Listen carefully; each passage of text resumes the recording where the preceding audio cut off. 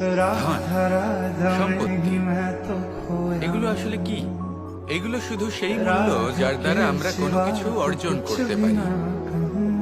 এবার এই ধনের দ্বারা এই সংসারে অনেক কিছু লাভ করা সম্ভব, কিন্তু সেই সবকিছুই শুধুমাত্র ভৌতিক বস্তুই হবে, ভৌতিক সামগ্রী, ভৌতিক সুবিধা। অর্থাৎ আপনার কাছে যতই ধন থাকুক, তা আপনাকে শান্তির ঘুম এনে দিতে পারবে না, আপনাকে জীবনের বাস্তব সুখের অনুভূতি লাভ করাতে পারবে না, কারণ এগুলো ভৌতিক ধন। এই ভৌতিক বস্তুই অর্জন করাতে সক্ষম। বাস্তবিক ধন কি? যদি এই প্রশ্ন আপনার মনে আসে, তাহলে তার উত্তর আমি আপনাকে দেব একটা উদাহরণের মাধ্যমে। কখনো আপনি শুনে থাকবেন যে একজন পিতা আজীবন অনিষ্ট করেন, অনর্থ করেন, খারাপ কাজ করেন শুধু ধন অর্জনের জন্য।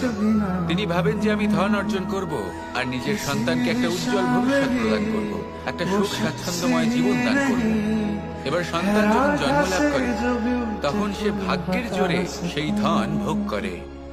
যেরকম সে পায়, সেরকমই তার ব্যবহার সে করে। কখনো আপনি এটাও দেখে থাকবেন যে সেই সন্তান সমস্ত ধন নষ্ট করে ফেলে, আর সেই পিতা যিনি সমস্ত ধন সঞ্চয় করেছেন, যিনি সেই ধনের প্রভু, আজ সেই ধনের প্রহরী হয়ে রয়েছেন। এবার এরকম কেন হয়? এরকম তখনই হয় যখন সেই পিতা বুঝতেই পারেন না যে তার জীবনের আসল ধন কি। সেই আসল ধন তার সন্তানকে সে দিতেই পারে না।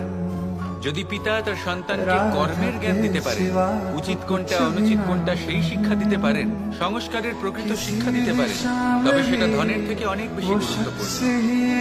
এটাই হলো জীবনের বাস্তব ধন।